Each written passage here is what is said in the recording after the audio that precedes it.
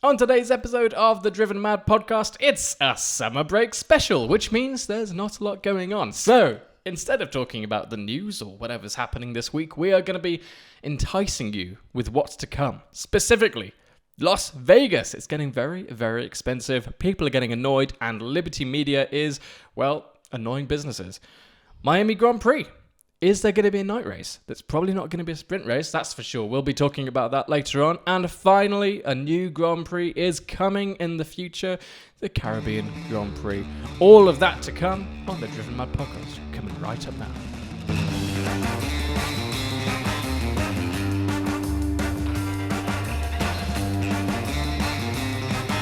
Hello and welcome to this episode of the Driven Mad podcast, proudly proudly brought to us, everyone in the world, by Sports Illustrated. My name is Alex Harrington, and to my left is Lydia Me. Hello, and if you like what we're saying, please do give us a follow on social media. So I'm at Lydia Me F1, you are at Alex Does F1, and while you're there, give F1 Briefings a follow for all the latest updates. Yeah, and if you're listening to this on your favourite podcast supplier, just let it be known that we are on every podcast supplier, from Spotify, iTunes, Pandora. You can even watch it on YouTube.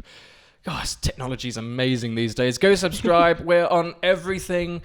Let's kick it off with Miami. A quick look back on the 2023 vote. Yeah, make loads of mic noise. It's great. It's really good. Let's talk about the 2023 Miami Grand Prix. We were actually lucky enough to be there. Yep. As media, what were your thoughts on the race? I know I'm biased because I had a great time. But yeah, they literally give out alcohol to journalists. Only on the Saturday night after. Yeah, I mean, only in the middle of the weekend. We worked so hard. We actually did. It was a lot of work. I quite enjoyed it. I know that there is obviously the heat involved, which is why people talk about night races, but I still enjoyed it a lot as far as the 2023 season goes. Yeah, it wasn't one of the worst races this year, was it? I mean, Max Verstappen was starting somewhere down. Yeah, sounds about right. And then he was first within like the first 20 laps or something. So yeah, there was that. There was a few hiccups about the DRS changes before the race started, but you know, what is an F1 season without the FIA screwing things up? Okay. There was also the issues of, obviously it was a resurfaced track. Oh yes, it was putting the rubber down, then it would rain, then the rubber would go away, so they'd have to start again. So there was a few traction issues. Very green track, wasn't it? Yeah. There was a lot of evolution. I thought it was fine. I thought also what was good was at that point, the battle between Max and Perez was kind of probably at its peak. It was just after Azerbaijan, wasn't it? Yeah, I think so. It's all a blur now. It was very recent. The Azerbaijan Grand Prix was very recent to that, and that was a really interesting race. I wouldn't say it was exciting, but you know, good to see Perez in front. Yeah, I want to say at that point was there 6 points between them, or 9 points, something like close. that. So that was very exciting, and then obviously from there it's just been the show of Max. We are enjoying watching, as everyone is saying, everyone should be enjoying history being made. Oh, exactly. Red Bull will likely win every race this season. But anyway, Miami, there are two conversations going on at the moment. Obviously, it was very successful, 400,000 people there this year rather. But they're talking about either turning it into a night race, potentially, or a sprint race. Now, they are not actively seeking a sprint race, just to put you all at ease. They are not actively seeking it, but they wouldn't say no, they say. Now, a night race would be actually kind of interesting, because I think obviously it would lower the track temperatures. It makes it more interesting to look at, I think, from a spectator's point of view. I don't think it'll change a lot about the track. Maybe it will lower track temperatures. You know, tyre degradation will be different. Whether Pirelli will change the tyres to adapt to that, I don't know. Likely. But I think, you know, we have Las Vegas coming up later this year, a night race. It's going to look amazing. Yeah. We've got Singapore, which is another. I mean, that's actually a great race. I really like Singapore personally, and again, that looks amazing. I think having a night race brings something different to the track, and I think drivers like it as well because the cooler temperatures. Thoughts on a night race at Miami? I can't see what it will bring. Mm-hmm. I think they always look cool when it's a night race. Yeah. But will it actually change anything? Yeah, Probably not. I'm not bothered. You're not really. No, I love night races, but specifically in Miami. I get it. So there currently there are a few challenges. So first of all, this wouldn't be until at the earliest 2025. Yeah. Because when you bring in a night race, there's so much else that you have to bring in to allow people to watch it. It's dark being the number one issue. So they haven't got the infrastructure. They haven't got all the lights. Obviously, it's around the Dolphin Stadium, isn't it? Mm-hmm. Which you would think would have a lot of lights. Maybe not in the car park, though. So, yeah, they're struggling with infrastructure. But I have a question. F1 is trying to be more environmentally friendly, more sustainable. Do they want more night races? Surely that means a lot more electricity across the board, not just from lighting, but with all the paddock having to be powered, having to be lit, all that kind of stuff. Is that something that they want to be looking at? Yeah, that's interesting, actually. I don't know. Another challenge is obviously the time, because they want as many people around the world to be watching it. What time was Miami? I can't remember now. The race in 2023, what time was it? Well, probably about... They're usually around 2 o'clock local time. 2, 3 so o'clock. that's like the morning for us in England? No, it's not. It's the evening for us in England. Yeah, so they're... What, are they the same as New York times? They are 5 hours behind. Mm. Yeah, so like 10 p.m, 11 p.m-ish. No, I can't do that. No, 7 p.m. But but well done. It's been a long week. 8 p.m-ish. Yeah, about 7-8 p.m. I mean, if it was at night, I don't know. That would be really. I mean, England, we wouldn't be able to watch it. Be in the middle of the night. We have a few, 1 or 2 races which you have to get up quite early for. But I don't know. It makes it difficult. I don't know. I'm kind of with you. Like, it doesn't add much. The only real change is the way it looks and the temperatures. But if they're just going to adjust the tyres anyway, which they likely will, what difference does it make? Yeah, exactly. I can see Vegas. Obviously, the whole show of Vegas is about nightlife. Yeah. So that makes complete sense. And I know Miami has a big nightlife along with it. But don't you think, this is maybe a bit... mean to say, but a lot of the Miami Grand Prix is the entertainment for fans is based on parties in the evening and all the stuff that's done on the Saturday night. Good point. They would then lose all of that income from getting the musicians and whatever in. There's also a lot of it's the party on the beach, isn't it? Yeah. It's like the sun on the beach, and I don't know. I'd be interested to actually hear their reasons, because currently they haven't given any. They're just like, yeah, I wouldn't say no. I think they just want to... They don't want to rule themselves out of anything. Yeah. But they've got a long contract, haven't they? Yeah, 2026, is it? It's think really long. Longer. It was 5 years, so maybe 2028. Yeah, it's going to stick around. But I think as well, I know you're going to come on to the sprint races. Mm-hmm. But I feel like I'm just going to do that now. Let's talk about it now. I was literally going to do that anyway, so let's talk about it. But I don't think the new American races should have sprint races. Yeah, I think, at Imola it became evident that a sprint race is only good if the track will allow it to be good. Yeah. Because I really enjoyed the sprint race. I really enjoy watching them. Yeah, that was... Well, I didn't enjoy the others. I just enjoyed the Belgian Grand Prix. I quite like them. I thought it was exciting. Something happened at each event, and the track is amazing. I love that track. But Miami, let's face it, guys, the track's not fantastic, is it?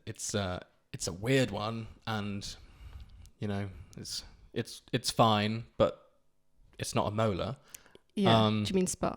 I mean Spa. Thank you. Yeah. Yeah, and I don't know. I just don't want two of them. One is enough at Miami. One race is enough. Yeah, I also think that some of the more traditional fans are clearly urging the F1 and FIA to go for more, not increase the amount of American races, and go for kind of bringing France back, Germany back. Yeah. So usually, this is a broad statement, but usually the traditional fans are not so keen on the sprint races. So I would just say that's don't true. think having a new American race where traditional fans are already a bit like, not keen on another American race, to then have a sprint race on top of that, I just don't think they'd be very happy. Obviously F1 is doing it to increase revenue. More to watch. If there's actually a reason to watch, there is a reason to watch a sprint race and the sprint shootout qualifying, whatever they call it this year. There's a reason for fans to watch that. There's not necessarily a reason for fans to watch the practice sessions. Yeah. But I don't know. Everyone wants more money. Miami itself, they're not that bothered because they've had a record number of people this year. Whether that'll change though after this year, because this year the racing wasn't amazing. Maybe the shine of a new race kind of fizzles out for next year, in which case the track will be thinking, okay, actually we want a reason for fans to come on both the Friday, all the Friday, Saturday and Sunday.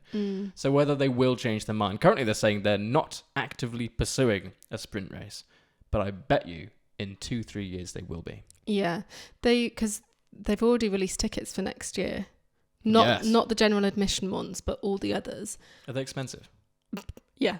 Right, of course. Yeah. Of course. I mean, well, like I say, they haven't released general admission, so I don't know how much that would be. Yeah. But grandstands and hospitality, obviously the hospitality can just go up to anything, but yeah, of course. They're all on a 3-day package. But they're also expanding the grandstands. So they're expecting to have an even larger audience next year. Wow. But I don't know how they sold the tickets for Miami this year. But when we were there, Costco? Oh. When we... Keep going, we're fine. We won't edit that out. No one knows what we're talking about. When we were there, there was no one there on Friday. Well, barely anyone. No, it wasn't that people weren't there. It's that people were just doing other things. And that's what Miami is about, isn't it? It's not... That's what... Yeah. Extracurricular activities. Yeah, that's what Vegas and Miami are about. It's not about the racing, which is sad. Coming from a viewer that's been watching it for the racing for 20 years, it's sad because they are selling an event. Yeah. They're selling just an experience of the weekend. But you don't get any of that via the TV or via live streaming or whatever. Yeah. And from my point of view, they should be focusing on what's actually being shown through the TV. Because the majority of viewers come from that. Yeah. Obviously they make more money through selling ticket sales. But who cares? It's such an elite sport in a way. It's expensive to go to an F1 weekend. Yeah, not everyone can afford it. Barely anyone can afford it. Yeah. This year, tickets went crazy. Ridiculous. And... F1 has... You look where F1 came from. It was like not proper grassroots, but it was dingy. It was cheap. Like, teams would just rock up, do qualifying, and hope they get into the race. And now it's very, very expensive. There's huge amounts of money in it. It's, kind of turning into like an English football... in the football industry where it's just ridiculous amounts of money. And only the top fans... who earn enough can afford to actually watch it. Yeah. I mean, I'd say F1's on a completely different level as well to football. Just in terms of expense-wise. Yeah, yeah. If you think about it all together, to go to multiple football matches in 1 year, you're kind of just travelling around the UK. I mean, you can't get a season ticket as well, can you? Yeah, I don't know much about football, but you know, that would be easy in my opinion. Yeah, I mean, not cheap, but Yeah. much cheaper than traveling around the world to watch F1. Yeah, thank Yeah. you. You got me out of that hole. Anytime, no problem. Yeah, lovely. Yeah, no, it's really difficult, and we'll just see what happens. But it's very much like they're trying to monetize everything possible, and this is again a bit of a generalization, but that's very much like an American business culture to monetize everything. Like you listen to American radio, and every like 15 seconds, a section is brought to you by a sponsor, or you know whatever, and you go onto American websites compared to British websites. There's so many more ads on American websites. Yeah. It's very much like squeeze every cent out of every inch of what they can, which is fine because people have to make money, but it's different to what traditional fans know. Yeah, I think it's completely fine until it affects the racing, Which it has already. and the, I suppose, fan experience Yeah, of which it has watching already. that. Yeah. Yeah. So Liberty Media, do something, please. Can we think a bit more traditionally? It doesn't have to be a huge, like, it has to make money. Obviously, it's an elite sport, but does it have to make, like, I don't know. I don't know. I feel a little saddened by how everything's going right now in F1. It's just, you know, it started with Netflix and it becoming a drama series, and it's just becoming so like Commercialized. Yeah, I think that's the word, isn't it? Las Vegas. Talking of commercialized, let's talk about Las Vegas. You know a lot more about this than me, but things are getting expensive, aren't they?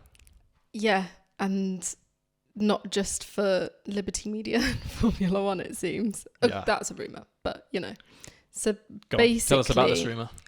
So, well, if I just go back to the cost of everything. So there was a recent investors call, I think, from Liberty Media. And they were basically just saying how expensive the Vegas Grand Prix is going to be. I mean, they're all expensive, aren't they? But so the Chief Financial Officer, Brian Wilding, said, our paddock building is now 85% complete. We expect capital expenditure related to the Vegas race, including both the paddock building structure and track-related capital expenditure, to be close to $400 million. Woo! $400 million. Yeah, of which approximately 155 million was incurred in the first half of the year, as in this year. Wow. Yeah, that's kind of, I want to just go and curl up into the corner and cry for a second. Yeah, and I thought a new bathroom was expensive. I know. They don't think at the moment that obviously the increased expenditure, rising cost of living, everything, they don't think it's going to change the profits that they make and the kind of economic impact to the local area, apparently. I mean, it's a rich area anyway, though, isn't it? It's Vegas. Well, I think so, but... Like it's literally... Well, I'd say the strip is, yeah, but beyond that, I have no idea. No, I don't either. But obviously, a lot of spending has gone into it. There's the whole new site that they bought, with they're building the paddocks, the garages, space for up to 13 teams, which is interesting, future-proof maybe.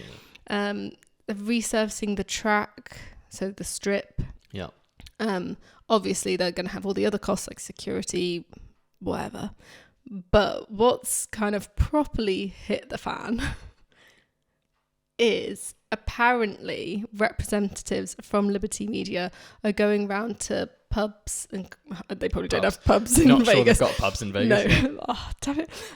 You're just going down the King's Arms. No, I'm actually going to Red Lion. Sorry, bye. Yeah, no, I'm actually going to go to the Globe or the pyramids. So the clubs. Sorry, I'm not very and hotels. well versed in Vegas life.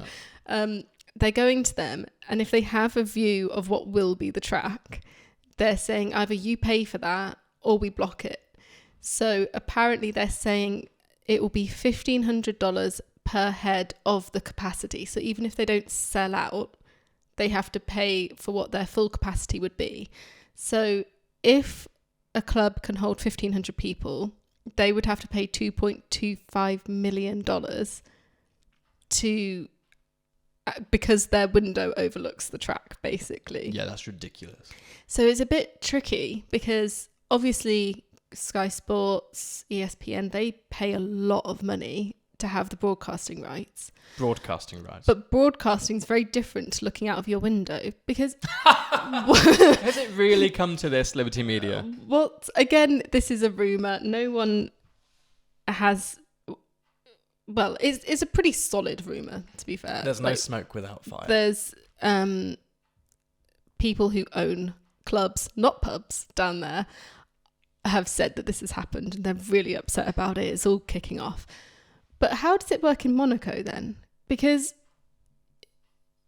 do those... Monaco's European. Restaurants and clubs, maybe pubs, probably not, cafes, bistros, do they pay? But then the people who live there in apartments, they just have the joy of having no, they don't pay. a view. They so don't pay. It's interesting. There is a pattern emerging, isn't there? It's You're on one today. Ooh. Well, you know, it's madness. It's crazy. It's like when you're going to a beach and you're looking for a like, what are they called? I don't know where you sit down and sunbathe. A lounger. A lounger. It's when you're looking for a lounger. Liberty Media have found a load of loungers that have been paid for by someone else, and they're literally lying on them, and they're going, "No, get off. It's mine now." How are they charging for sight? Yeah. It is madness. You know, it reminds me of the Catherine Tate, the couple. American viewers Yeah, are going to know what this that's all right. is. It reminds me of that script with Catherine Tate where Catherine's like, you know what? It's got shit. They're saying shiitake mushrooms, and they're like, there's shit take dried mushrooms on the soup. And the husband's like, the dirty. I can't say that on our podcast. But I feel like you're doing Catherine Tate right now, and I'm just like, thank you. Liberty Media, the dirty, rotten, lovely people. It's just crazy. Like, that's what I'm saying. They're trying to. I mean, obviously, it's more money than they expected, and they're looking at the debit and the credit columns, and they're going, oh, wait a second, we're gonna have to squeeze some more money out of somewhere. Yeah. Let's go charge people for their eyes. Like, it is unbelievable. Yeah, because also those clubs, You're getting it now. I'm getting there. They've probably already, like, as soon as the Vegas Grand Prix was announced and confirmed the dates, they will have been selling tickets And they to were there events. first. And it's just like, why would you not? That's good business. Yeah. Oh, I don't know. Also, you're probably thinking, okay, well then how much will it cost me to just close my club for 3 days? 3 days plus logistics either side. Yeah. Because people will be wanting to go down on the Thursday, watch all the drivers come in for their briefings and the true. interviews and stuff like that. Well, you can't watch that though, unless you pay. Yeah. And then Otherwise, we'll put a massive board up in front of Yeah. your window. Can't they just be like, actually, I own this bit of pathway outside of my building. I'm going to charge you $70 billion by walking down it. I have no idea. It's- You're asking the wrong gal. I don't know. It just seems so crazy. And it's just like, it just kind of supports what I was saying. Like, there's so much monetization going on Yeah. that it's rude. Yeah. It's just so rude. You just wouldn't see that in Europe, in European countries.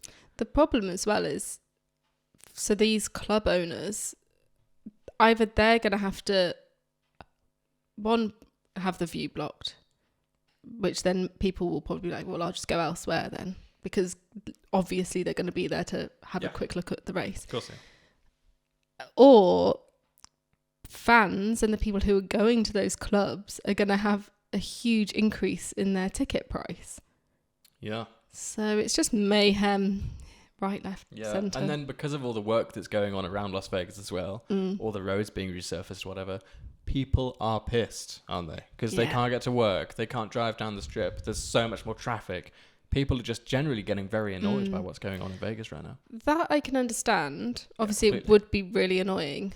I get annoyed at roadworks all the time and I don't go anywhere.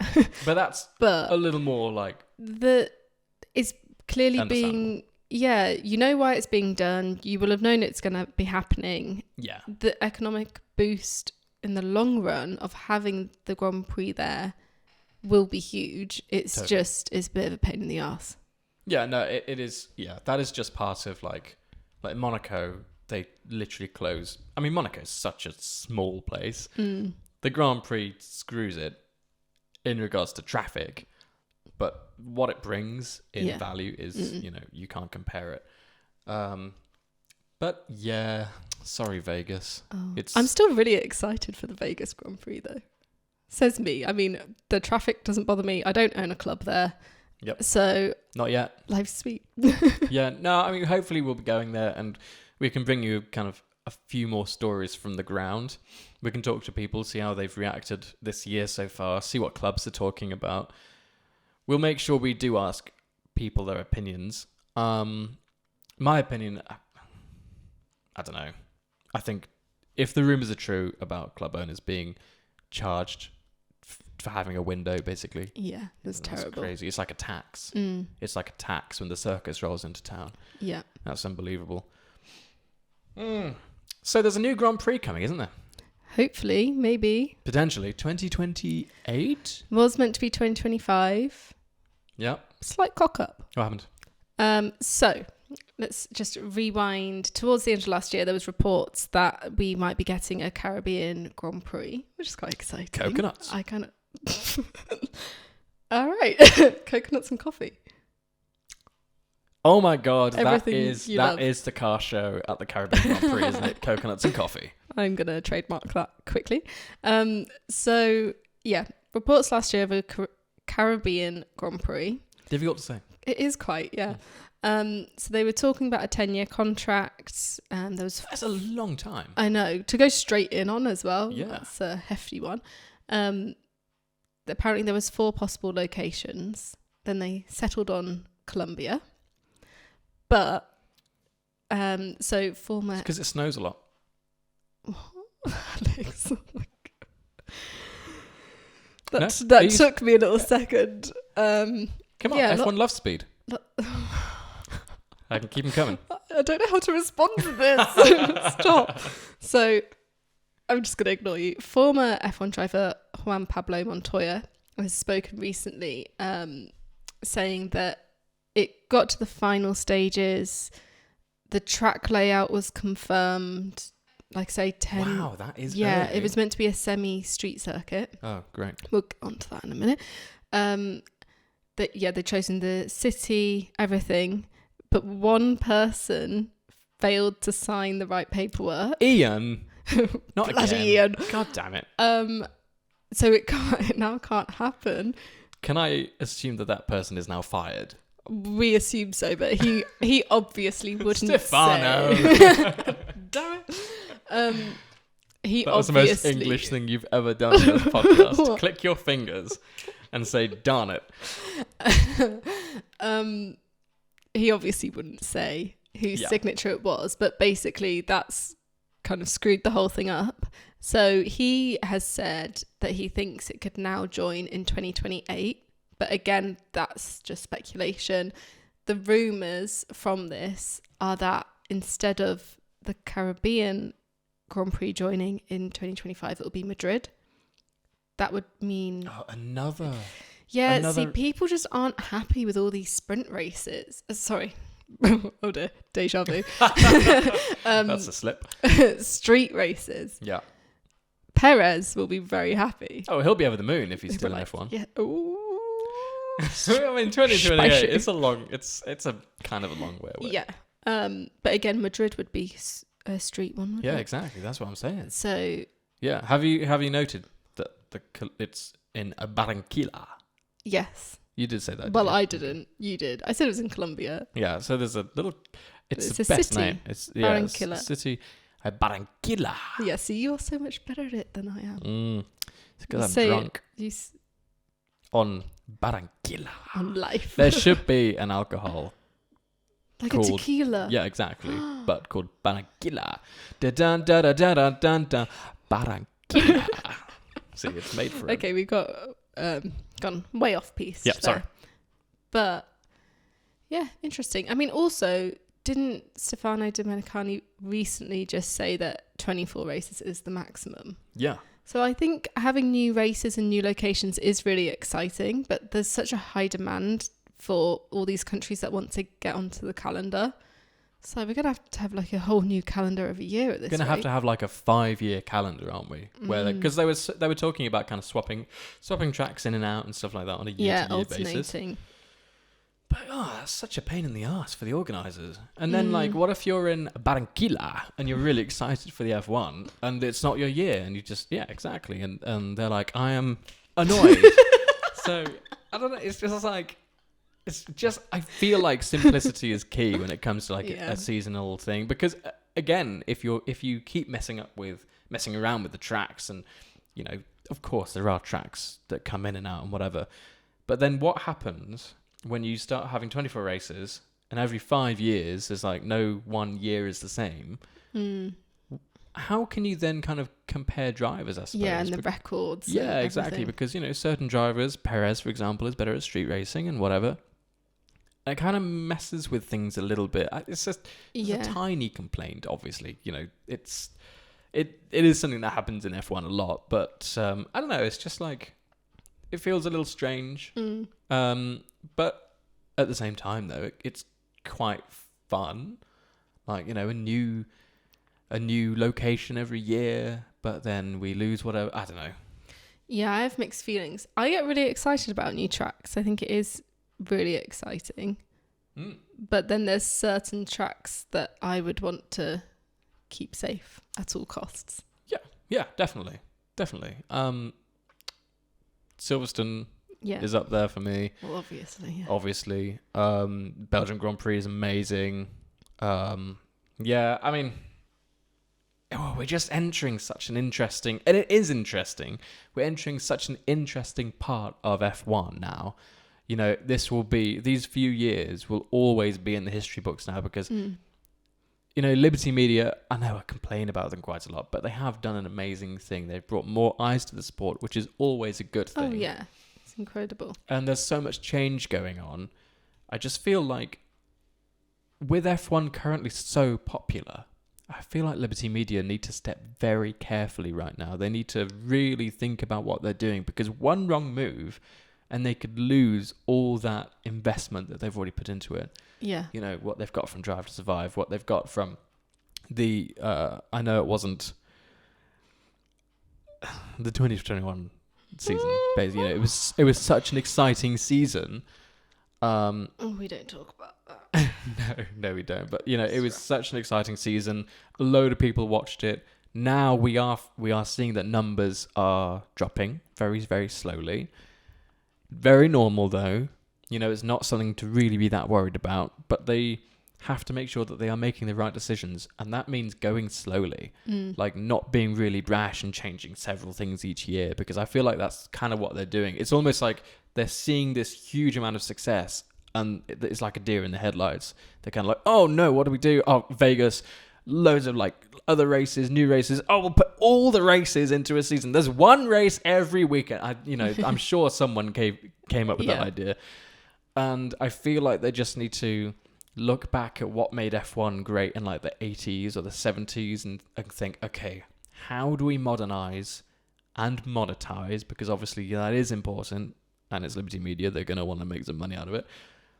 What made F1 so great when it first started? Because I feel like it's getting very commercialized, and they might, they kind of have to draw it back a little bit. Yeah, they need to be careful, because all these new fans that they've accumulated, thank you, from Drive to Survive, it is great, and it has brought in a bit of a younger audience as well, which is amazing. Yeah, but they need to be careful not to lose the original fans and like the long-standing, the generational fans. Yeah, it needs to cater for everyone. Definitely, I agree. They also need to make sure that they're not. I don't know, like Netflix gave it that drama. It was a drama. It was a sitcom, wasn't it? It was like, it's like an episode of Hollyoaks. Drive to Survive was like something happened every. Yeah, more like The Hills, or I'm showing my age. Oh. Selling Sunset. Yeah, like something. I don't know what that is, but Reality something happened. TV. That's not really reality TV. Oh, Keeping Up with the Kims and the Kardashians. Yeah. Yeah, like something happens every episode, which is manufactured. Yeah. And they need to make sure that they're not doing that so much that people watch Drive to Survive, then they go and watch the F1 and go, wait a second, that race, no one crashed, no one was shouted at, no one smashed a door. No, like, no one's smashing their hand on the table. Yeah. Why isn't someone getting fired? You know, it's like people need to. It's like overstimulation. Yeah. Like Drive to Survive was overstimulation, and then they get to a normal F1 race where, you know, in a season, 10 of the however many races are quite normal and like they're not processional, but you know, it's just racing. Yeah. That is normal F1, and I feel like, as well as the social media coverage that it's now getting from, you know, fans, not just the actual companies behind it, I feel like people are kind of being affected by that, and they're like, why wasn't that exciting when it was just a race? But they're expecting the Drive to Survive effect. Yeah. Oh well. I think as people get older and people enjoy watching, and they start to watch the actual F1 over Drive to Survive and things like that, I think they'll get into it and they'll stick with it.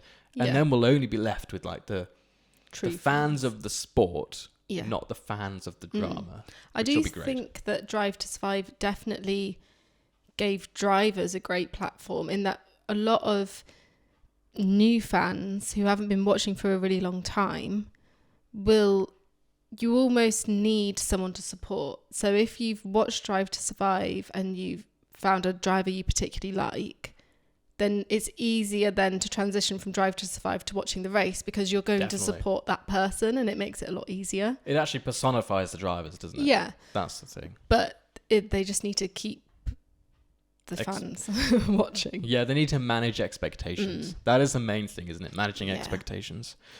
Hopefully we've managed your expectations during this Driven Mad podcast episode. It's usually chaotic. That was a bit chaotic, wasn't it? They usually are. We went off on one. Yeah. I went off on one.